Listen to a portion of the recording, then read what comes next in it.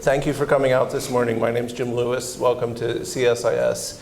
We're missing one of our speakers who's caught in traffic, but we're going to go ahead to be respectful of your time and start, and he'll hopefully show up while we're still talking.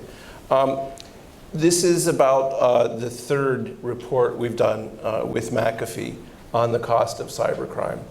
And the first one scoped cybercrime by looking at other major crimes, narcotics, piracy, and it used the US as a test case because we had relatively good data. And so we said, if you were going to estimate a global cost for cybercrime, where would it fall in the range of these things, like narcotics, like human trafficking, like maritime piracy, and where would it, where would it come out if you used the US as a model?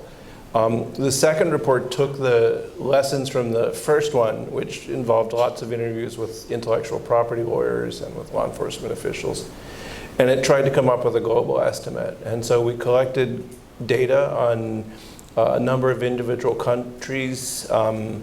In some cases, we used interviews with law enforcement officials or intelligence officials that knew about CSIS and we could go talk to. That one came up with a global estimate using the model we'd created in the first report of about $450 billion for the global cost of cybercrime.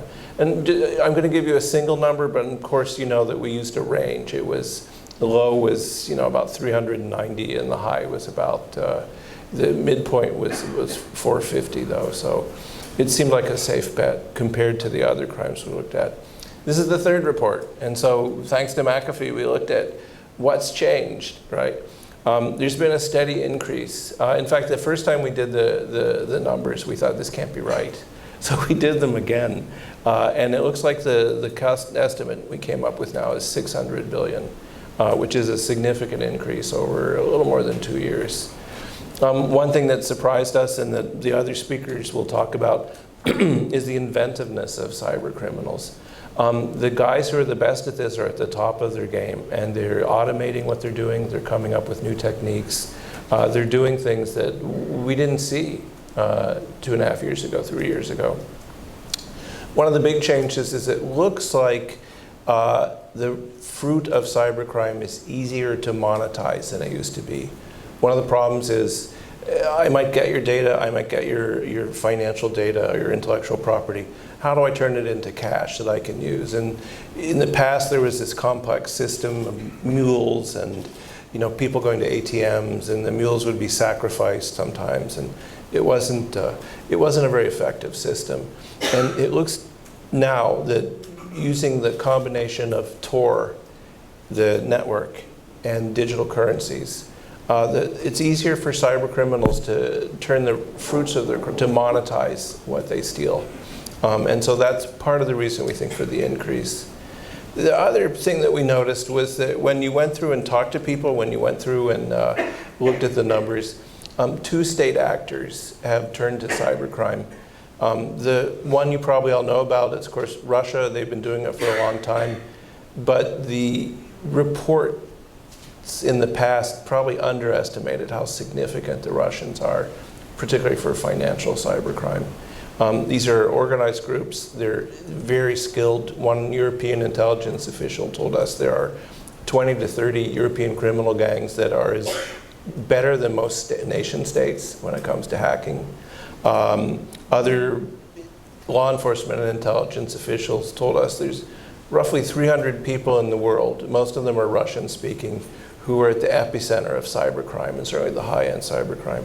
So that's one of the changes here, and I think some of that's a tribute to law enforcement. If you're a criminal and you live in the West, there's a good chance you're going to be caught within 2 or 3 years.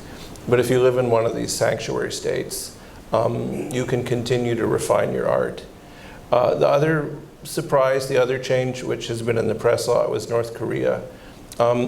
The North Koreans developed hacking capabilities for political and military purposes. Probably about 5 years ago, they were able to start doing impressive things using malware from the cybercrime black market. And at some point, some genius in the Reconnaissance General Bureau figured out, hey, you know what? We can use this same malware. We're breaking into South Korean banks to cause annoyance and disrupt services. We can use it to steal money. And so North Korea has found cybercrime to be a good way to fund. The North has been involved in criminal activity for decades, and it used to be gambling, counterfeiting $100 bills. One of the reasons your $100 bill looks different is because the North Koreans' fakes were so good you couldn't tell them apart. Drug smuggling, gem smuggling, illegal hardwood smuggling. They did the range of typical crime, and they've moved those criminal activities into cyberspace using their new capabilities. And they're good at Bitcoin, right? They're good at exploiting Bitcoin, and they found that to be, it's now funny, a European in one of the interviews said, oh, that's really interesting. I just got invited to go give a series of lectures in Pyongyang on Bitcoin. Should I go? It's like, well, your call. I'd look at the sanctions laws. So it's a very different world than even 2 years ago, and it hasn't really gotten that much better, despite some pretty good efforts. I mean, there's a clear split between places where it's not safe to do cybercrime. That's largely the states that enforce their laws, and states where it is safe. Now, to put a caveat on all this, data is still a problem, and every one of the reports has said the same thing.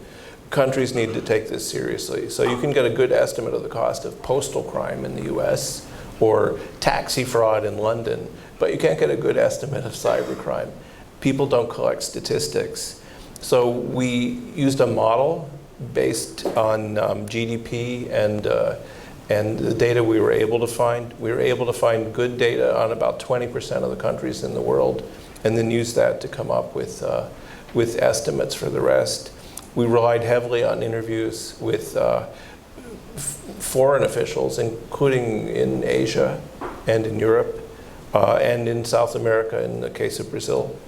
And we used that as the basis to create a model that came up with a $600 billion estimate. So it's the interesting things here are the increased role of states, the importance of Tor and Bitcoin, and the inventiveness, the really shocking inventiveness of cyber criminals. I mean, these guys are really good.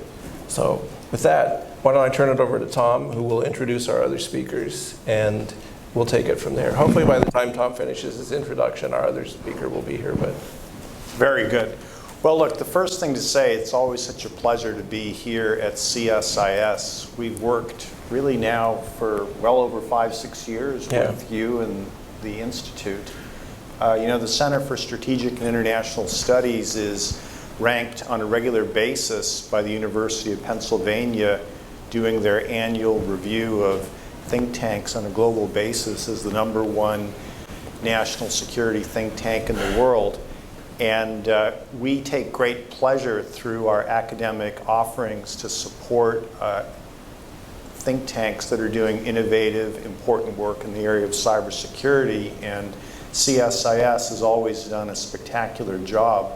So it's a pleasure to support now a third study with CSIS, and the work you and your scholars have done together really is impressive.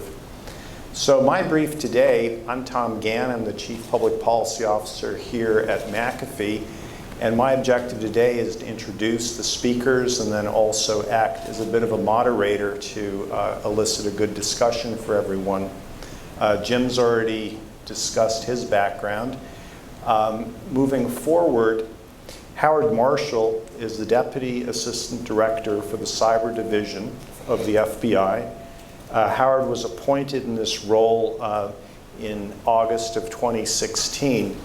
And in this capacity, he and his team supports the Cyber Division's mission to identify, pursue, and defeat cyber adversaries who are targeting U.S. assets.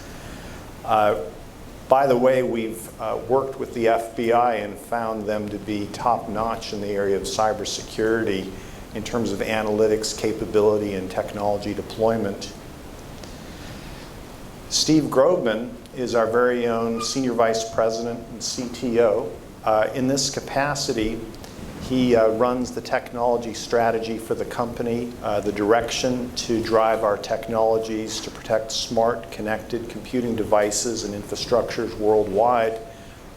He is the holder of 24 patents. Now, what is interesting for me is the last time I looked at your bio, it was 20 patents. So congratulations on the next 4 that you've done. Thank you. So, you know, without further ado, let's proceed.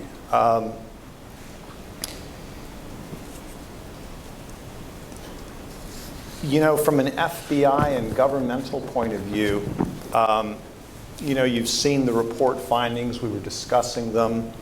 How do you see the trend lines, particularly in the area of innovations that the cyber criminals are engaging in to, you know, up their game? So, Tom, first off, thank you for the kind words about the FBI. They're hard to find these days. Appreciate that. I would tell you, as far as a trend line goes, that it's probably like this. We are, struggling is not the right word, we are learning very quickly that our organizational chart in the FBI has been around for decades, might not be prepared to handle the problem as it's expanding. So we're noticing in places like our criminal investigative division, counterintelligence, counterterrorism, the cyber division is expanding laterally across all of these different disciplines within the organization. And so we're having to kind of recalibrate how we look at the problem, how we address it. Again, the trend line is the situation's getting worse, not better. A lot of that is through the advancement of technology and the integration of technology into cybercrime. It's great that we have it, we consume it, we use it to make our lives easier and better, but the criminals use it to make their lives easier as well. At the end of the day, criminals are humans and they're lazy, right? They're looking for ways to make their job easier. And they have already, you know, begun to identify things that we're already using to use against us. I don't think I need to mention IoT and the devastating impacts that can have. We talk about ransomware and business email compromise and the use of artificial intelligence and machine learning to maybe better identify potential victims, to increase returns on investment for the criminal. We're seeing all of that. So again, the trend line is not moving in the right direction for us. I'd also tell you that we, as a country, at least the United States, we tend to think about cybersecurity as an afterthought, right? We want to get the machine out of the box, we want to plug it in, we want to use it for whatever it is we want to use it for, without really thinking and considering what the long-term ramifications are. And I had an opportunity to testify a couple of weeks ago to the Small Business Committee in the House, and I was encouraged to hear that they're taking this up and they're trying to push that message out. A lot of it is awareness, but then beyond awareness is actually following through. So trend line's moving in the wrong direction and we're looking for allies. Very good. You know, Steve, in a similar vein, you have the honor of managing a team of cyber experts and analysts on a global basis. The report takes a look at technology trend lines and innovation. How do you compare the report findings relative to what you and your team see every day? You know, one of the things that we see is the bad actor community is able to take advantage of all of the innovation that's happening within the technology industry. So we see tremendous innovation in things such as artificial intelligence, which has become a tremendous asset for defenders.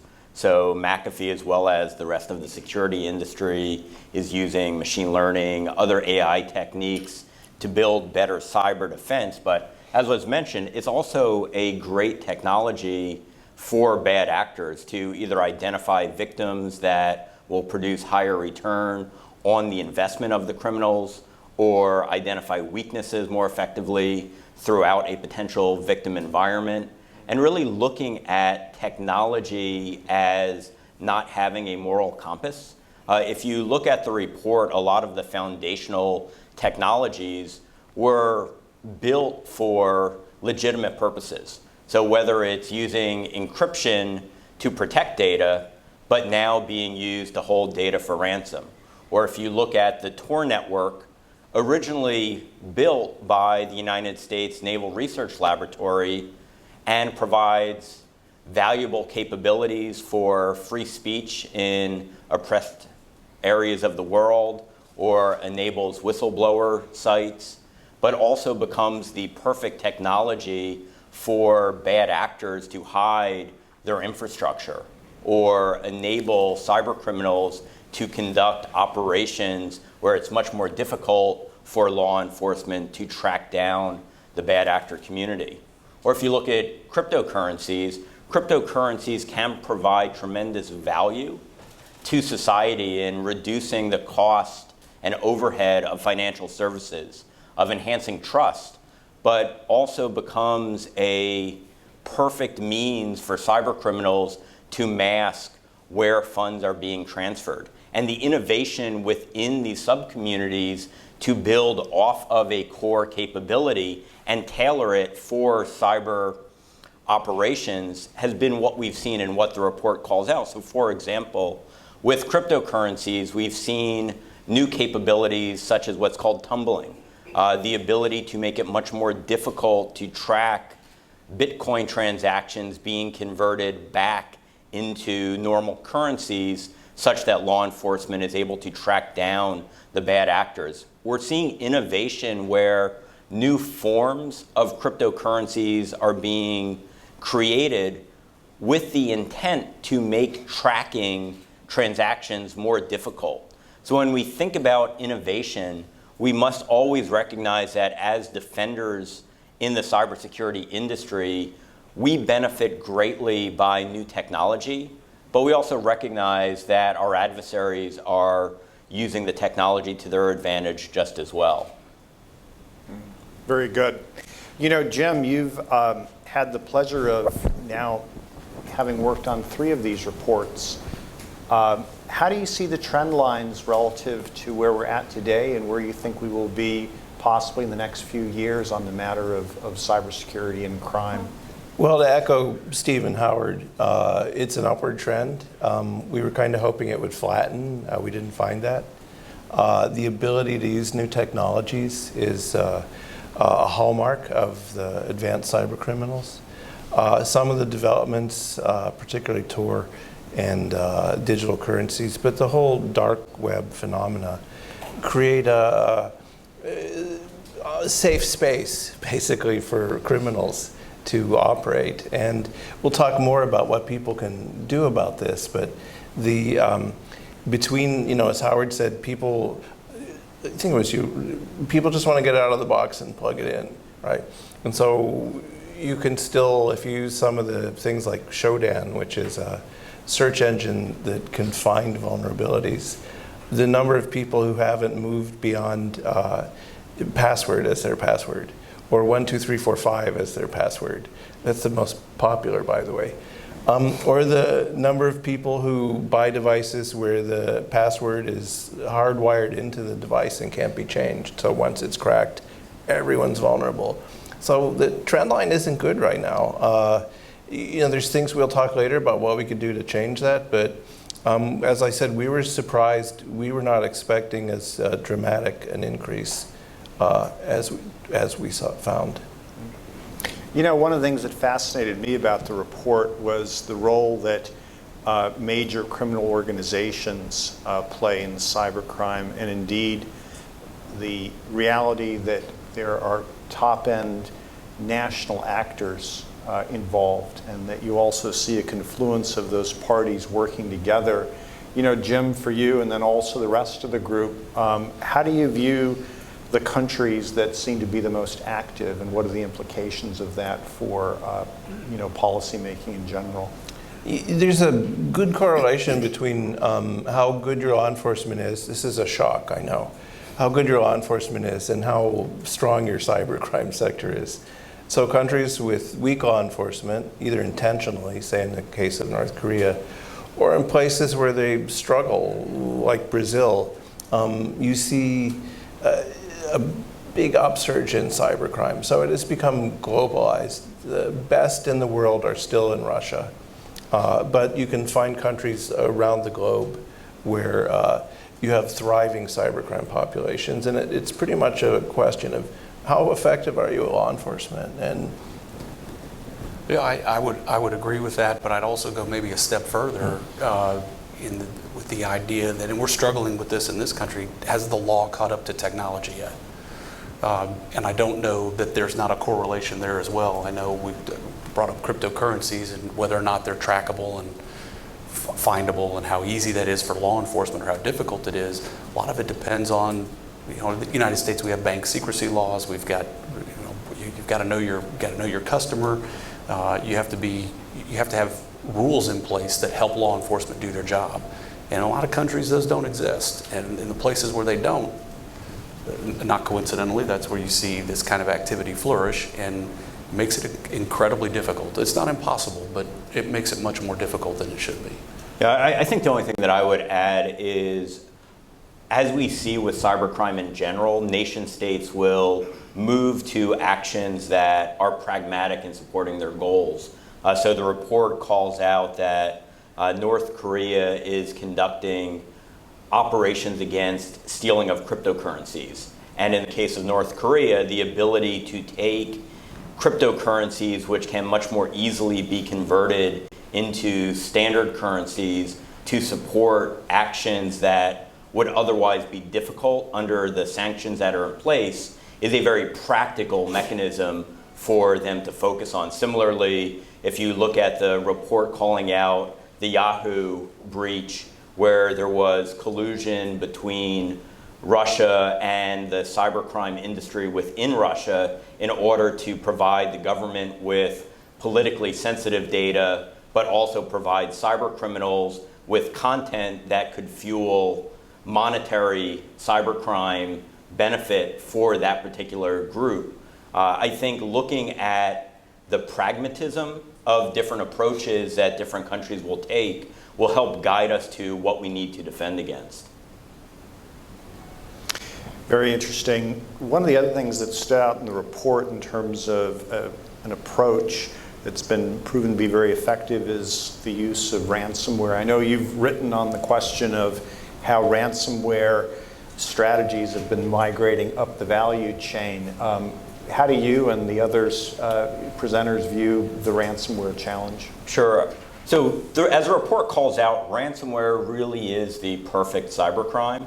And part of the reason for this is it's a model where the victim pays the criminal directly. So it takes a lot of the complexity and cost out of traditional cyber data theft types of criminal activity. What we've seen is there's also tremendous flexibility in the ransomware model, whereas we initially saw ransomware holding data for ransom. We now see a proliferation of many different variants of ransomware. You can hold services that a company relies on for ransom. You can extort an individual or a company to provide payment, or else releasing weaponized data, whether it's real or falsified. So the flexibility of the ransomware model and seeing ransomware move beyond just a consumer problem, but also now impacting businesses of all size.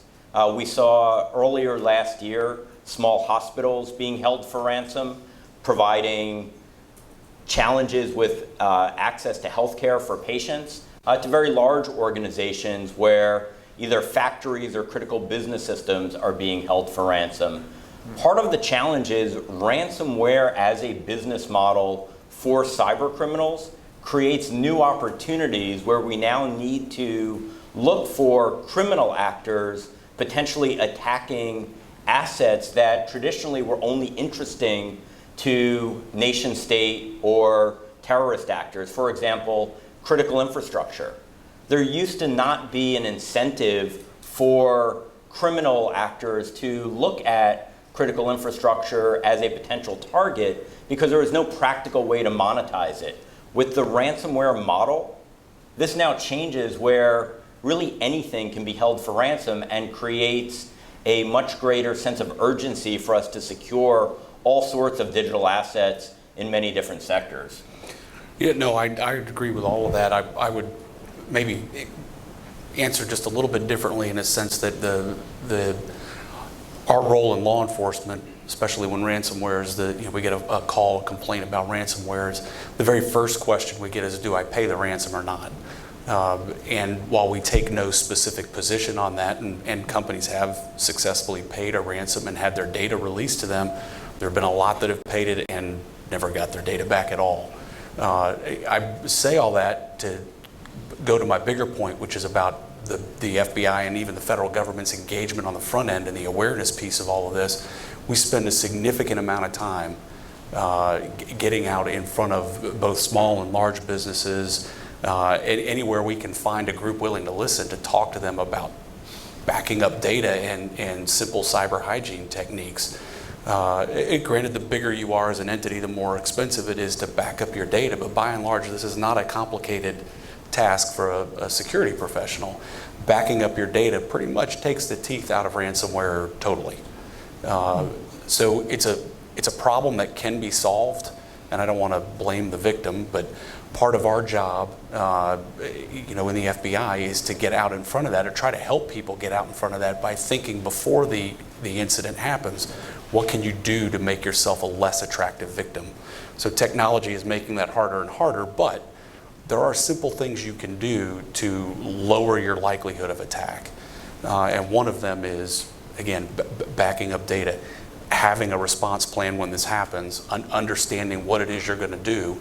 I think in 2016, I think last year we did business email compromise. So in 2016, we got out to all 56 of our field offices with an awareness campaign for again, small and large businesses. It's funny you bring up hospitals. I was a special agent in charge of the Louisville field office. The area of responsibility was the state of Kentucky, so between 4.5 and 5 million people, not a big state, but one of our victims was a small rural hospital chain, so 11 facilities all over the state. As you can imagine, in a lot of places, the hospital was the only place that provided health care for the entire community. So if it goes offline for a day or 2 days, or God forbid longer than that, what does that community do? So it does have devastating impacts. I mean, financially certainly, but also in terms of life and death in some situations. So engagement for us on the front end is really important.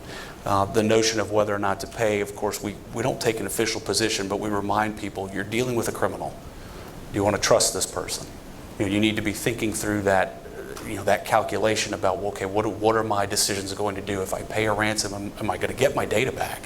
And to Steve's point now, we've seen lots of ransomware variants where unlocking data is not even an option, right? There's a demand made, and unbeknownst to the person who pays it, they're not going to get their data back one way or the other.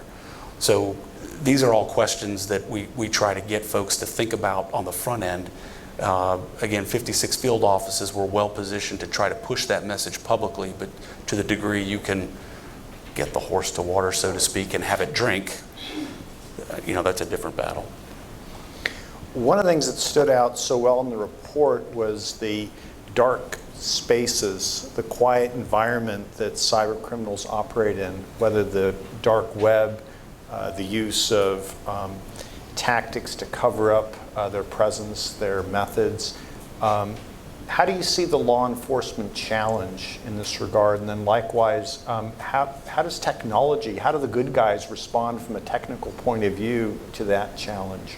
Well, I can at least give you my perspective, and then Howard, I'd love to hear yours actually from law enforcement. But I think one of the things we have to recognize is technology exists that ultimately changes the way that law enforcement needs to act in the digital world from what law enforcement is able to do in the physical world. So in the physical world, if a criminal has documents in a safe and the FBI has a search warrant, you're able to go and whatever you need to do to enter into that safe. With things like strong encryption, the algorithms are well understood. Hey, come on down. I'm going to crash the party. Please. Good morning. Tom Gann, good to see you. Welcome aboard. Welcome aboard. I was protesting around the White House and I couldn't get here. So we were just talking about some of the technical challenges that are making it difficult for law enforcement with the evolution of cybercrime. And I was citing the example that we need to think about the differences in the physical world from the digital world. Encryption as a prime example. With strong encryption, if the keys aren't available, it's ultimately difficult, or in many cases practically impossible, to get access to that data, and we have to accept that. I think similarly, recognizing that technologies such as Tor do exist and they enable new challenges for law enforcement to work through, and we can't put the toothpaste back in the tube. Those capabilities exist and are well understood, and we now need to look at, given the constraints that exist, how do we move forward? And I'll let you pick it up from there. So you mentioned encryption, which is an interesting topic for the FBI, and I think a couple of years ago our director came out and made a statement, I thought pretty profound statement about the idea of encryption. You mentioned the safe, or I think the example that was given was, do we want to build a house that has an interior room that no one can ever get into? And I think it's a fascinating conversation. I don't know that it's law enforcement that necessarily needs to drive the conversation, but it's absolutely one in the United States that has to be had. Are we comfortable with that? I mean, are we ready to acknowledge the fact that there will be a space somewhere where people can conspire or hide things or do things that just can't be seen by anyone? I have my own personal thoughts on that, which I won't share, but I think the country as a whole needs to have a conversation about whether or not we're willing to accept that reality, because that's, I think, a scary proposition. The flip side to that, may be the idea of using encryption to keep things safe, right? We want to keep things, the private sector wants to keep things from the bad guy. The overarching theme of all of this is technology and how it impacts law enforcement. It's made things much more difficult. I mean, that's unquestionable. But I will tell you, not impossible. Everybody remembers Silk Road, right? It wasn't too long ago that we had the Silk Road investigation, and that at the time was the largest kind of dark market, I'd call it a dark market on the internet, and everybody thought that was a really big deal. Well, last year we had Alpha Bay, which made Silk Road look like a highway road stand, right? I mean, it was exponentially larger, but not impenetrable. There are still some old school law enforcement techniques that work. Don't discount the development of human intelligence. Don't discount the availability of signals intelligence. Don't discount the availability of just good old-fashioned detective work and asking the right questions and being in the right place at the right time. And yes, sometimes that means getting lucky, but you make your own luck. So not impossible, but it absolutely has made our job much more complex, much more difficult. And again, I brought this up earlier, there are policy and legal considerations that the law just has not caught up to yet. And hopefully in time we'll have that conversation publicly, and we'll get some decisions and some clarity. Yeah, just building off that point real quickly, and then I'll let the other speakers move on, is I do think it's important to recognize the criticality of non-technical elements in cyber defense, especially when we deal with issues such as attribution.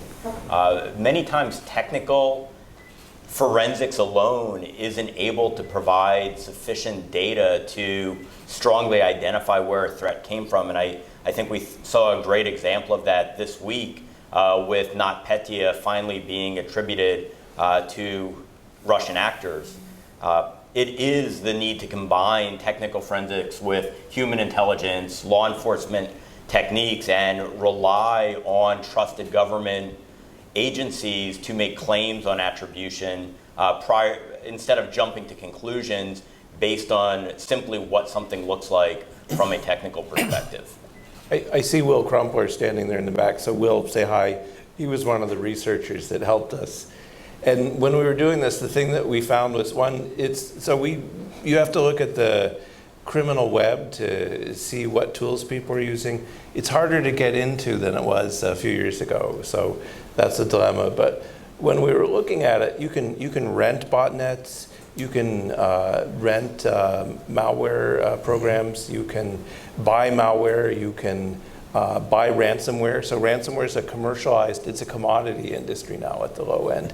And we actually thought, I don't know, Will, if you thought this, but we actually thought at one point, boy, we're in the wrong line of work. I mean, this is so easy now because it's become a market. So finding ways to recognize the commoditization of cybercrime, pretty advanced stuff, is one of the challenges I think we're going to face, and one of the reasons it's increasing. Both of us ultimately decided we'd rather be researchers not in jail than cyber criminals in jail. So, You know, John, it's good to have you here. John is the head of the day-to-day operations of DHS's National Cybersecurity and Communications Integration Center. And so the big point here, this is our government's 24/7 hub for cybersecurity information sharing, incident response, and coordination. DHS plays the central role for the U.S. government protecting civilian agencies and also managing the outreach with the private sector.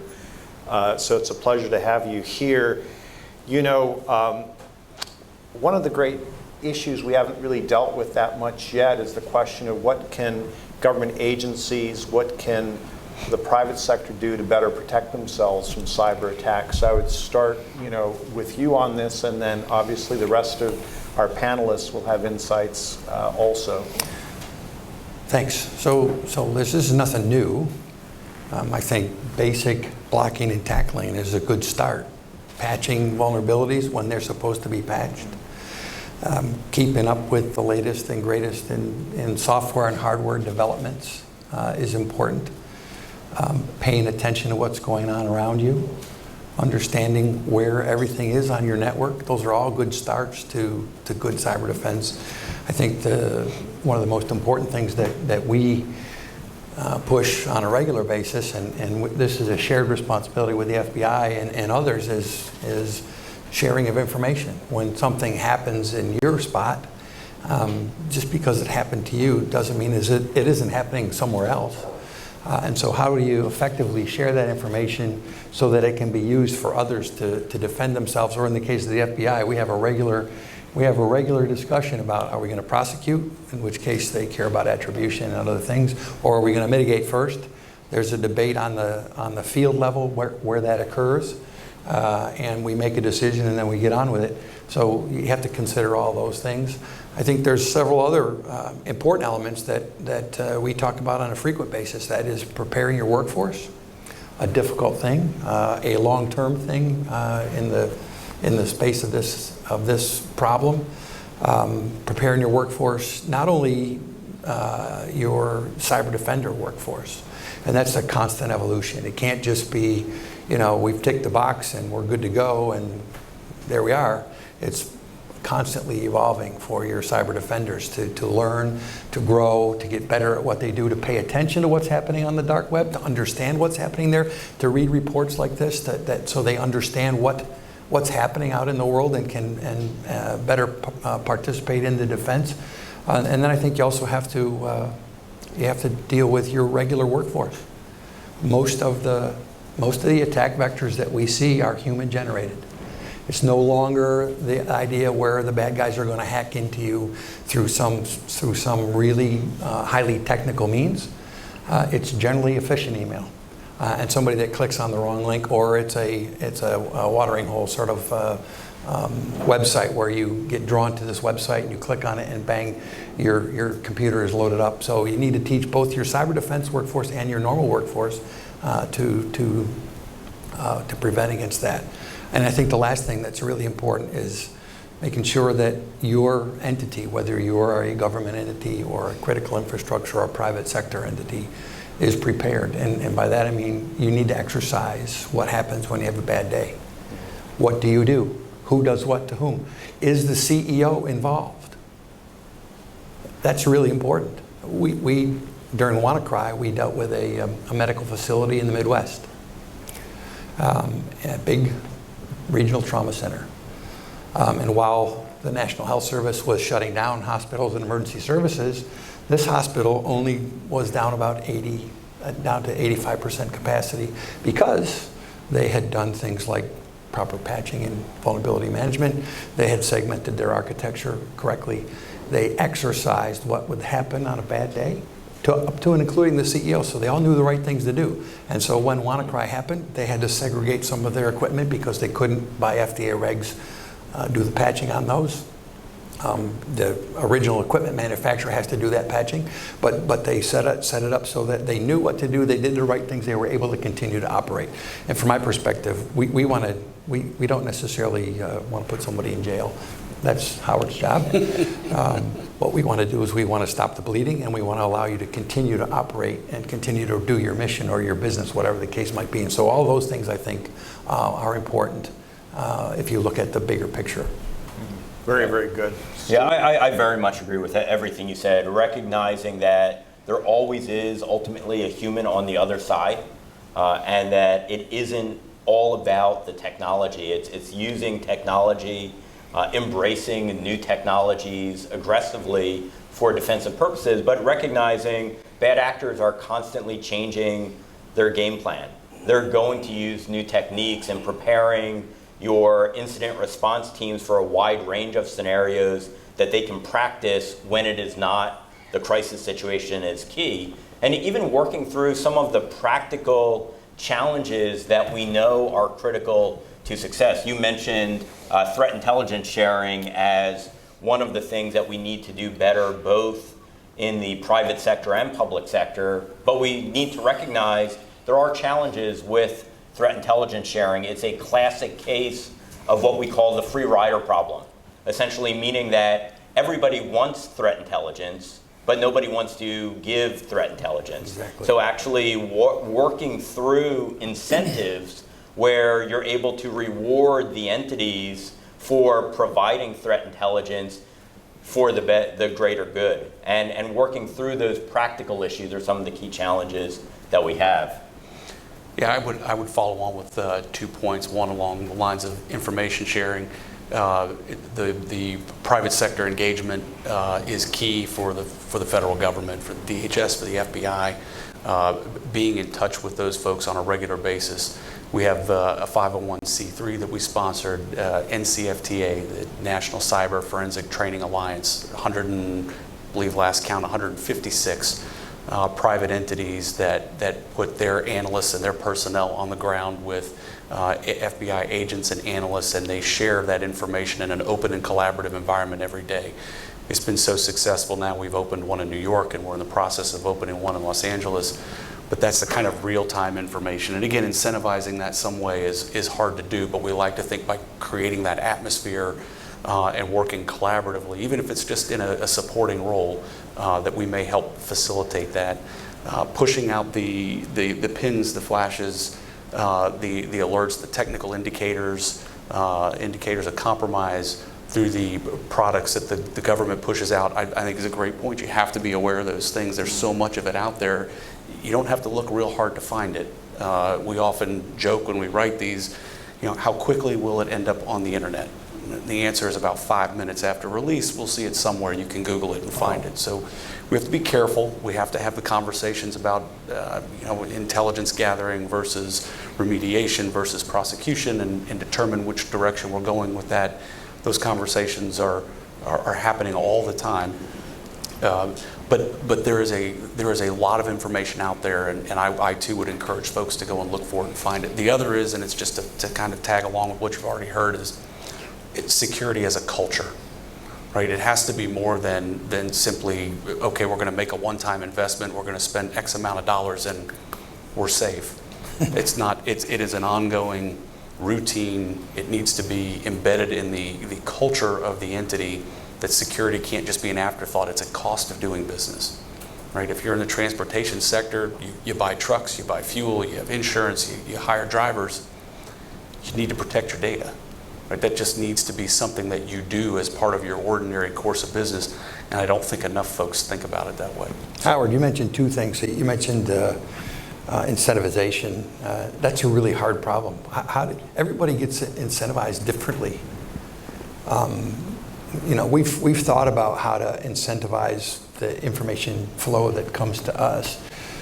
We still really don't have a good answer, although we're having some discussions with Michael Daniel at the CTA to figure out some sort of scoring methodology to really understand who's providing and who's not, and then hold those people who are a part of a particular program to account if they're not participating in a way that we think is useful. I think that's something that's going to be grappled with over the next couple of years. And I think the other thing we need to do, to your point about lots of stuff being out there, we're taking a really hard look at what and how we push information. You know, it's great to really broadcast information, and there are certain avenues to do that, and that's fairly effective. But we're looking at how can we make it more effective and more targeted, so that you don't really have to go looking. You know, going looking is one thing, and if you're really into it, which a lot of cyber folks are, frankly, but how can we do it so that you really don't have to look? We can deliver something to you that is useful to you right away. And we still aren't there yet, but we're having a lot of discussions with folks about what that means. One of the things that we've done internally is we've reduced our product portfolio from 47 to 12. In my mind, that eliminates a lot of clutter. There's, redundancy is reduced. And we're looking at how do we even reduce that further so we can be really focused and targeted on the information that we push out. So I think those are two things that we really need to think about in the next couple of years. We had a couple ideas at the end of the report on what you could do about this. The first, to echo some earlier points, one of the sort of less happy things we found was in 2007, there's this thing called the Verizon Breach Report, which looks at the most successful breaches. And in 2007, they said 85% of the breaches required only the most basic techniques. And in 2017, they said 85% of the breaches required only the basic techniques. So something's not right here. We looked at better international law enforcement cooperation, and so you see things like the Cloud Act now in the Senate. How do you improve the MLAT process, to Howard's point about updating the law enforcement capacities and mechanisms to fit with the technology. We talked about standardized requirements. One of the things we found with the financial sector is 2 or 3 years ago that the IMF's annual conference, they identified cybercrime as one of the 3 major threats to the stability of the financial system. And so all the central bankers who were there took that to heart and went off and began to work on how they would regulate their banks. And so if you're a multinational bank operating in multiple jurisdictions, you might have 20 or 30 different sets of regulations that you have to meet. My favorite is a lot of countries require pen testing, penetration testing. And so if you're a multinational bank, you might have to have 12 different teams every month do a pen test on your system. And there's duplication problems, there's security problems. Finally, we need to figure out some way to grapple with these state sanctuaries, and that's a hard problem, as we all know. We've narrowed it down to the hardcore. One of the things we did find that I thought was interesting, it's a little bit of a tribute to the FBI, but in countries like the US, Canada, the UK, the life expectancy of a cyber criminal is probably about 3 years maximum. Meaning if you go into this business and you live in a country where people enforce the laws and have good technical capabilities, there's a good chance you're going to be prosecuted in jail within 3 years of starting to do something. There's 2 problems with that. A lot of countries don't have the capabilities, and so the cyber criminals might live there. The second is the volume is just so huge. We talked to one of the bigger field offices in the US, and they said they have $1 million threshold. There's just too much cybercrime for them to look at anything below $1 million, right? And that's just wild, that the tide of crime is so overwhelming. But, my advice if you're a cyber criminal and you're watching in, don't live in the US. That would be good advice. Hey Joe, just adding on one thing, I think it is important to recognize the underlying dynamics of cybercrime are driven by the cybercrime market.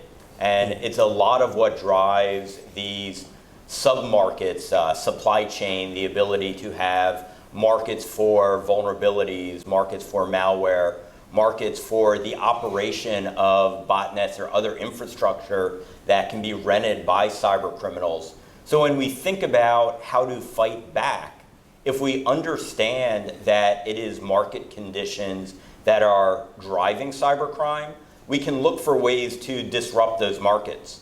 So for example, when we think about intelligence sharing, the way that I think about it is it's not so much about stopping cybercrime, but forcing the bad actors to shift investment from operational execution into R&D. So if a cyber criminal has to constantly change their technique for executing a criminal activity, the energy that they're doing to do that constant retooling otherwise could be spent on executing crime against a broader segment of victims. And I think really thinking about the market dynamics that are the underpinnings of cybercrime can be part of the solution. You know, we're at about 9:30 now. Jim, do you feel we've got a bit of time to ask some questions Sure. of the audience? Yeah, I mean, it's you got a good panel here, so I take advantage of it. Well, let's turn it out to the audience. We have such a sophisticated group in Washington that covers cyber. I saw you raising your hand. And if you can wait for the microphone and identify yourself, please. My name is Tim Johnson. I'm a reporter with McClatchy Newspapers.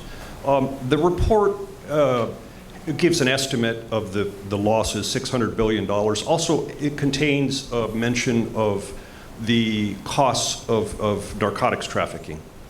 And you say that cybercrime still ranks number 3 after narcotics trafficking and corruption. Would you spitball a little bit, please? I mean, is eventually cybercrime going to surpass drug trafficking as a global scourge? And how are the organizational structures different? Is there a Pablo Escobar out there somewhere hidden that we don't know about in cybercrime? I'll defer on the Pablo Escobar question. I think the answer to that might be yes, but I'll defer on it. There's a physical limit to how much drugs people can take, so it's probably plateaued. Whereas cybercrime is a growth industry. So it looks like as long as we continue to rely on systems that are inherently insecure, as long as more and more value moves onto the internet, people are going to go after it, especially when, if you live in the right place, you face very little chance of prosecution. I don't know if anyone else wants to add on that. Oh, I would tell you that is there a Pablo Escobar? It depends. It depends how you define what that is, right? Is there a Mexican cartel being run online? Certainly there are probably aspects of that business that are enhanced through technology. But I mentioned Alpha Bay earlier. You need to look no further than Alexander Casas, I believe was his name, the man that ran Alpha Bay. You don't necessarily have to have a cartel-like organization to support you if you can hide in the shadows and obfuscate who you are and where you are and what it is you're doing. So it's just changing. It's changing everything we do, right? As a law enforcement entity, we're having to reevaluate again even things like how we're structured. What do our agents know about the crime problem? How are they prepared to handle it? So it's absolutely changing the game. Yeah, the final point I would add is one of the things the report does call out is there's still a tremendous volume of emerging countries that are just now becoming technically adept and are going to be the future victims for cybercrime. So the growth of the population of potential victims, along with the lack of requirement for physical limitations, the ability to execute cybercrime across borders, I think we'll continue to see it grow. What we found was that, there's a question up in the front. We found that growth is fastest in the countries that are coming online, the developing countries, but the value of crime is much lower because their incomes aren't that high. So higher rate, lower loss level, because people just don't make that much. Go ahead. That will change. My name is Patrick Haley. I'm a student at Georgetown University. Question about the has there been any thought into or what the constitutionality of cyberspace and cybercrime as far as convicting people for such? As far as convicting them? Well, just what the Constitution, as far as what the I guess establishes cybercrime or cyberspace. Well, so there are criminal laws that Okay. we use to, to convict, to try people, hopefully convict them. There are certainly constitutional principles that we have to adhere to in cyberspace. It's really not any different. It's different in the sense that it's not a physical structure, right? A man's home is his castle, and the Fourth Amendment protects all of us from unreasonable search and seizure. The internet is no different. I guess my worry is about the freedom of speech type deal, First Amendment. There's been some talk about what you can and can't do on the internet, and that constitutes freedom of speech and such. Does that make sense? It does, but that may be a little out of my lane. Gotcha. Yeah, All right. the only thing I would add very quickly is I do think we need to think about the physical world and digital world differently, especially when it comes to things such as self-defense. In the physical world, if an individual is being attacked, they can defend themselves. Part of the challenge is if you take that analogy and move it into the cyber realm, if a company is being attacked and they track where that attack is coming from, in all likelihood, they're being attacked by another victim that has been compromised by a criminal or actor. So recognizing the nuance of defending an organization by looking at who's attacking you is quite different from the physical and digital world. Let me come back to the panel, and then I'll move back over to the audience. I think you've raised an interesting question that reminds me of the debate on cybersecurity on the one hand and privacy on the other. And so often in our public policy dialogue, those concepts have been in conflict with each other. Yet on the other hand, to deliver good privacy, to deliver the right kinds of protections for individuals, you also need strong cybersecurity. How do you see those models that in the view of many have been in conflict actually starting to come together moving forward from a policy point of view? Well, in a lot of ways, good cybersecurity is good cybersecurity. So you want to protect your data if you're a company or even an individual, and that will reduce the risk of you being a victim of cybercrime, and it will also improve your chances of not having your privacy compromised by criminal activity. So how many of you had Yahoo accounts? I can't believe it. Yeah, there were 3 billion people and none of you? Okay, there we got a few. Well, you know what, and that's a strange one because it was a cyber criminal, but he was working on behest of the Russian state. The data that he took was used for both criminal purposes and for intelligence purposes. So it was sort of the all-weather cybercrime incident. But if you don't start by protecting your data, your privacy is going to be at risk. Yeah, I think, Tom, one thing I'd add is I think we need to recognize that the technologies exist to protect data, and it becomes impossible to restrict using those technologies for criminal purposes because the technologies are already in the public domain. So I think when we think about looking at policy items that would potentially inflict the ability to get better access to the systems that the general population uses, we do need to recognize that that will likely simply push bad actors into using other tools, other implementations of very well understood technologies that can protect data. And I just think that's something we have to recognize and live with. I think the name of the legislation in the EU escapes me, but I believe it comes online this month or next month. GDPR. That's Yeah. it. Right, we don't have that yet in the United States.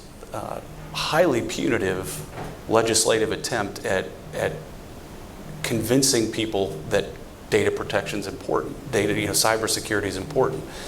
I don't know if we're standing around this country, everybody's looking at each other wanting to know who's going to make the first move, but I don't know that anybody thinks legislation is the right way to go, but if we wait around long enough and the industry doesn't somehow figure out how to police itself, My fear is that that's going to be the knee-jerk response. I shouldn't say knee-jerk because we're standing around trying to figure it out, but I do think it'll be interesting over the next 6 months or a year to see who's the first one who's going to pay 4% of global revenue as a penalty for a breach.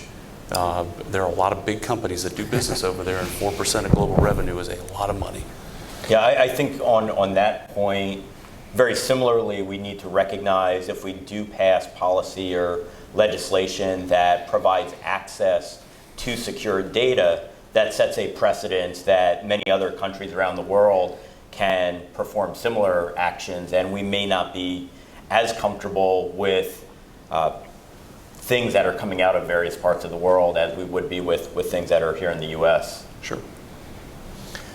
Well, very good. The gentleman raising his hand.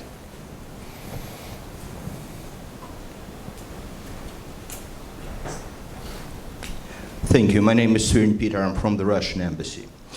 First of all, I would like to point out that once again, without any proofs, Russia was called a bad actor in cyberspace. But if United States are so concerned, according to the latest report of the White House Council of Economic Experts, you get a very positive experience when in 2013, one of the countries of the world who accounted for 96% of economic espionage against the United States, and after dialogue with this country, this number declined.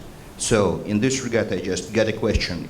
If you are so concerned, why the government of the United States declined all the suggestions from the Russian side to start the dialogue on cyber issues?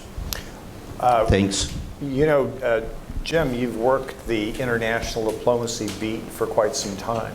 Darn, Tom, I was hoping you'd ask one of the other panelists to take that one first. No, I think that there was interest. There was a dialogue, as you know, between the United States and Russia that was relatively successful prior to 2016. And so they had regular meetings, they had a hotline, they had exchange of doctrine. So it was relatively successful, but it kind of fell off the rails in 2016. I don't know if they've resumed it. That would be one of the things to look for in the future. But right now, with all the turmoil in the bilateral relationship, it's hard to see how you could have a useful exchange. I'm not sure, you know, I always thought the hotline was kind of a dumb idea because it's a leftover from the Cold War. A lot of the people who do this are old Cold War arms negotiators. And so if you pick up the hotline, let's say someone does something to you, you call them on the hotline and say, was it you? And they'll of course say, no, of course it wasn't me. And if they didn't do it, they'll call them up and say, no, it wasn't me.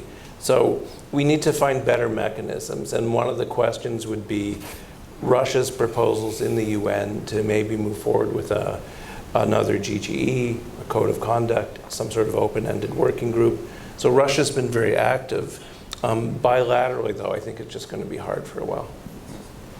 Well, yeah, the one thing I would add is I think the report does call out the example where the agreement between President Xi and President Obama on restricting the focus of government-sponsored industrial cyber espionage appears to have been effective, while recognizing that traditional espionage and intelligence activities of modern, mature nations is going to continue. And actually separating those two realms can be a step forward in looking for ways to decrease the criminal elements of cyber across worldwide countries, even when they differ in other ways. I gotta say, I like the indictments. I thought they were really good, solid indictments. Having looked at, you've been all of us have been in the indictment business for a while. It was pretty solid stuff. And so, you know, that's going to be one of the obstacles that we'll need to get out of the way. The indictments, I found them compelling in the degree of evidence. And if you've having worked a lot on the PLA cases, justice doesn't like to go forward until they feel they have enough evidence that they could actually win in court, right?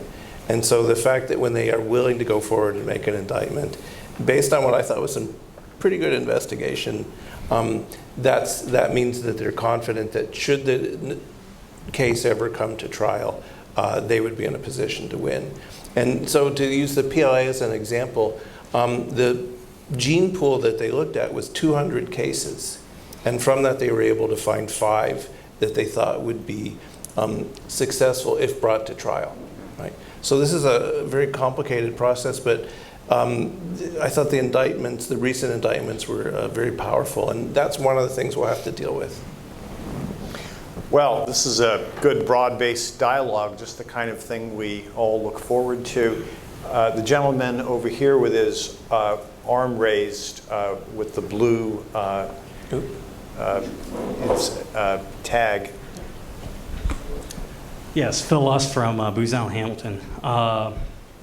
Through the study, did you find a threshold for investment to substantially reduce your threat of being a victim of cybercrime? And then also you talked about patching, and how do you avoid the vector of a legitimate patch, or what you think is a legitimate patch, being the vector for cybercrime, such as an NotPetya event? Do you want to take that? Do you want to take that? I can take the second one first. I think one of the things we need to think about with patching is every organization has to look at the risk associated with patching and not patching when there's a vulnerability that is resolved through a patch. The risk of patching is you'll break applications potentially that are critical to a business, and the risk of not patching is you're vulnerable to the cyber exploitation. One of the reasons that I believe WannaCry was so impactful this year is there hasn't been a high volume worm for quite some time, over a decade. So the IT industry has been conditioned that there was very little penalty for delaying patching, and they didn't necessarily recognize the risk of not patching. The analogy I use sometimes is if you put a pot on the stove and go to work, your house probably won't burn down. You could do that every day of the year, and very likely nothing bad will happen. That doesn't mean that's a safe practice. And I think that's the trap that IT fell into, is over the last decade, there was really no penalty for delaying these patches until we saw a self-spreading worm, as we saw in WannaCry. Well, you see, you hit on the key thing is it's a risk decision, and at this point, it's mostly based on cost. It's a cost model risk decision. So, Equifax, should they have patched? We can say now that they probably should have, but they made a conscious decision not to for whatever reason, whatever their business calculus is, and that's I think the complacency that we have now, because we haven't seen this happen before, or haven't seen it happen recently. And so it's always going to be a balance of what's the cost versus doing it or not doing it. So we're close to 10 o'clock now, and I think we've run over a bit, so I'd urge that we take one final question and call it a day. You, sir? Hi, I'm Mislav Tulusik from Crumpton Ventures. So usually when I talk to people about cybersecurity, and really in context of internet-connected devices like Alexa, Nest, everybody sort of says, so what if they get my data? So what if somebody's eavesdropping on, me and my wife discussing what we need to buy for tomorrow, or who's going to pick up the kid? What do you say to that? Well, I can start. I think one of the most dangerous things about consumer IoT devices is that they can be breached in order to be turned into weapons for an attack. This is what we saw with the Mirai attack about a year ago, where the objective of breaching those devices wasn't about getting the data off of the devices, but taking all of these smart connected devices that are around the world and using them as a weapon to, in that case, target the underlying infrastructure that ran Spotify, Twitter, some of the other key sites on the internet. I think we also need to recognize that some of the new cybercrime models allow for incentives that would drive criminals to look at these devices. If you can hold a smart TV for hostage and basically say, pay $100 in Bitcoin to get access to your $2,000 TV back, that now becomes a reason for a bad actor to go after those devices where they would get paid rapidly without having to sift through the hours and hours of mindless banter that they would otherwise be eavesdropping on with all these consumer devices around the world. We're seeing also, just in the recent couple of months, we're seeing not just IoT, but for example, county systems that are infected with a script that uses up almost all of their CPU, and they come crashing to a stop. And the purpose for that is Bitcoin mining or cryptocurrency mining. So we're going to see, I think the next step is there are going to be some of those scripts built into IoT to significantly grow the population of CPU power, if you will, that is used to mine cryptocurrency. I would, maybe take a slightly different tack. It's always difficult for us in the organization to say this to people because you don't want them to jump, you don't want them to go crazy with the notion of, oh my God, am I really at risk? But talking about what time you're going to pick up your minor child, Johnny's going to be sitting by himself at such and such a place, what time can you go and get him? I mean, I don't know that I want that out there. I know it's not something I'm going to discuss every day, but I don't think people, again, I mentioned 45 minutes ago about security as a culture. I don't think people don't think that way, especially in their homes. That's not a way they go about doing their business. Maybe if they're sitting in a restaurant or a public place, they're a little more guarded with their conversations. But at home is a place where you feel comfortable to be who you are and say what you want to say. And you have those conversations that carry over several different threads and several different rooms. And again, to be individually utilized or to be breached to cause some harm to the user, that's our biggest fear. I mean, certainly we don't want to see Mirai, we don't want to see any more IoT attacks, but the idea that somebody could use that to geolocate a child, that should be a concern. I mean, what difference does it make? You tell me. How, it's a risk calculation, is what it boils down to. I don't have one. I'll leave it at that. Well, very good. I think this was a fine discussion. First, I'd like to thank you, Jim, and your team of scholars for delivering what was and is a very substantial report.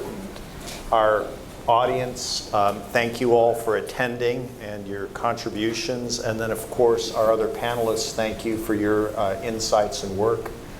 The last thing I would say is for McAfee, we take pride in supporting academic research of this kind to further the technical and policy discussion on cybersecurity so we can end up in a much better environment that's much more of a win-win situation. It's a long march, a hard march, but it's something that we're dedicated to. And so with that, I'd like to conclude our discussion and wish you all a good day.